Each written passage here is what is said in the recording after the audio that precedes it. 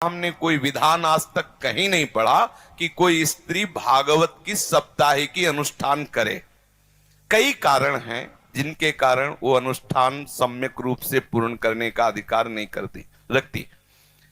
जैसे अनुष्ठान हुआ और वो मासिक धर्म से युक्त हो जाती है, अब वो अनुष्ठान कैसे पूर्ण करेगी? क्योंकि स्त्री शरीर में रजस्वला धर्म आता है और वो हाँ आपने अनुष्ठान लिया, अचानक क्रम बदला और वो हो गया, तो फिर कैसे मंच पर उस भागवत पर हम जाकर के वो लीला कथा का वर्णन करें?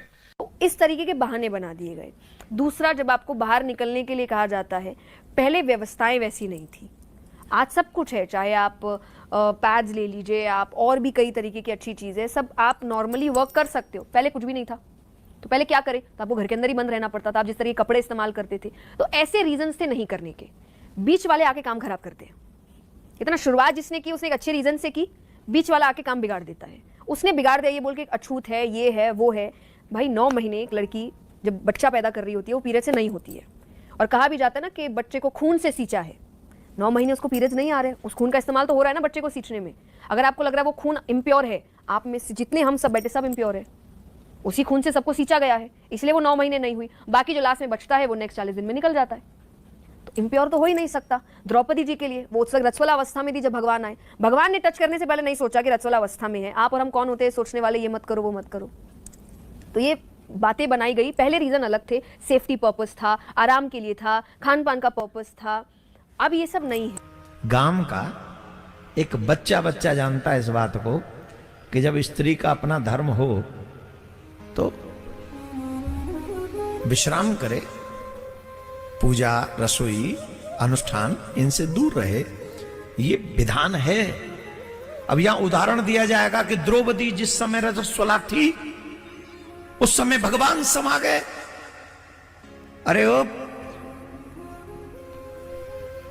क्या स्थिति थी द्रौपदी की उस समय? उसकी साड़ी उतारी जा रही तो भगवान ये सोचेंगे रजस्वला है, तुम्हारी कौन साड़ी उतार रहा है इस टाइम? उस समय द्रौपदी की जो कंडीशन है, भगवान है वो तुम्हारी तरह मेरी तरह नहीं है।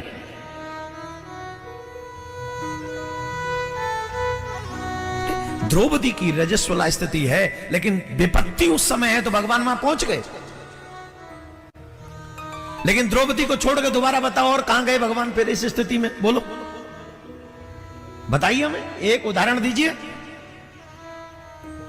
एक तो भक्त पे विपत्ति आ गई इसलिए भगवान दौड़े।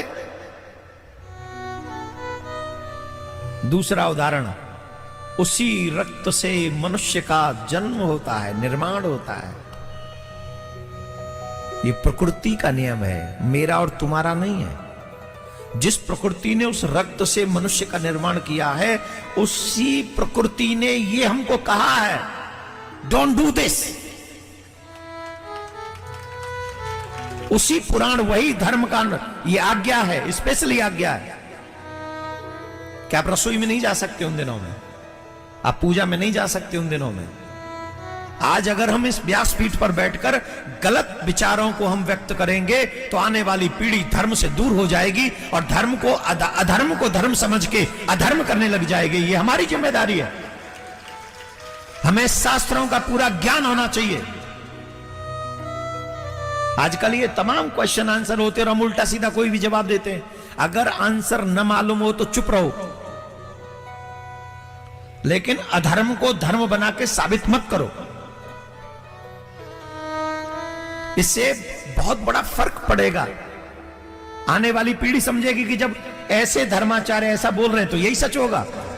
और आपस में बैठकर चर्चा करना तो हमने सुना है, जैसे आनंदमयी माता, उड़िया बाबा और भी संतों के बीच में बैठकर भगवत चर्चा परस्पर हो रही है, सभा लगी हुई है और चर्चा घंटे 2 घंटे भगवत चर्चा हो रही, उसका तो प्रमाण मिलता है। शास्त्रों में आता है याज्ञवल्क्य से गार्गी जी प्रश्न उत्तर कर रहे हैं, चर्चा कर रहे हैं, ऐसा तो पाया गया है। लेकिन अनुष्ठान का अभी तक हमें पता नहीं। अगर कहीं हो तो हम मानने के लिए भी तैयार हैं, क्योंकि निगम अनुशासन के अंतर्गत सब हैं। अगर कहीं शास्त्र में है और हमने नहीं पढ़ा, कोई हम सर्वज्ञ तो है नहीं, जितना हमें ठाकुर जी ने ज्ञान दिया उतना ही हम जानते, जितना जन आया उतना ही जान पाते हैं। अगर कोई ऐसा शास्त्र है जिसे हमने नहीं पढ़ा और उसमें अनुमति दी जाती